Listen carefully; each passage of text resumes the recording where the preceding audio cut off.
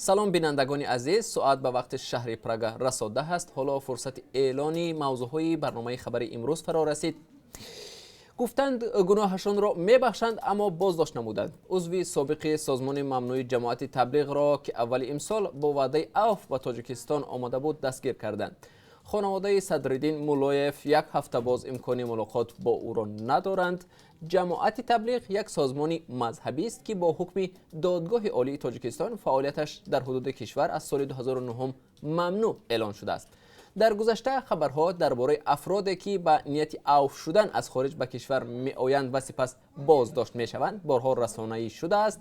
در برنامه خبری امروز به این موضوع رجوع خواهیم کرد.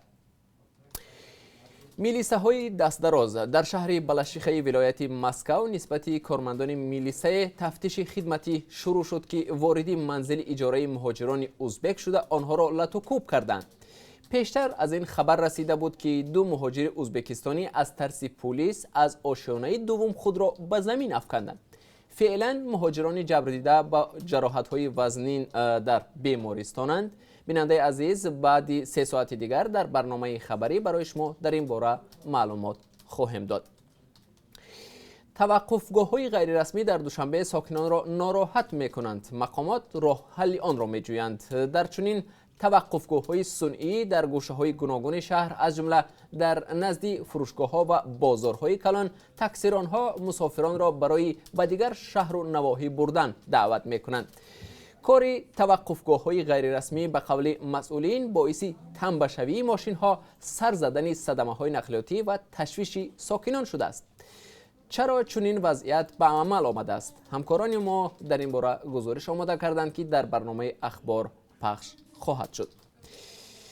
فردا در افغانستان انتخابات پرزیدنتی برگزار می شود. اگر در دور اول هیچ یک نامزد رأی لازم را به دست نآورد، روز 23 نوامبر دور دوم انتخابات صورت می گیرد. در دور دوم دو نامزد اصلی میان هم رقابت می کنند. برخی کارشناسان می گویند هراس از حمله های خشونت آمیز و احتمالی تقلب رأی دهندگان را دلسرد کرد و برخی معتقدند که میزان شرکت مردم نسبت به انتخابات های قبلی کمتر خواهد بود. برخی از جوانان برای اولین بار در انتخابات اشتراک خواهند کرد و همراه بیننده عزیز با شما میبینیم که آنها چه کسی را در کرسی پرزیدنتی افغانستان دیدن میخواهند. شیرینی های ضررناک چینی و یا چرا کودکان تاجیک این گونه قندها را میخرند؟ یک سنجش اخیری متخصصان آزمایشگاه تاجیک استاندارد ثابت کرد که این شیرینی ها برای صحتی کودکان خطر جدی دارند.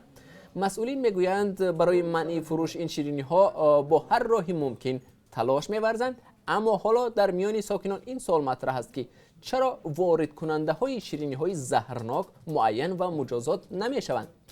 این یکی از دیگر موضوعهای برنامه خبری امروزی ماست. بیننده ارجمند، ما هر لحظه خبر و حادثه های تاجیکستان و جهان را پیگیری میکنیم و اگر در این فاصله وقت حادثه و یا نوگانی دیگری روی داد، حتما شما را در برنامه اخبار با آن آشنا میسازیم. تا کمتر از 3 ساعت ما را در پخش زنده در صحیفه آزادی ویدیو در یوتیوب و صحیفه های رادیو آزادی در فیسبوک و ادنا کلاسیکی همراهی کنید.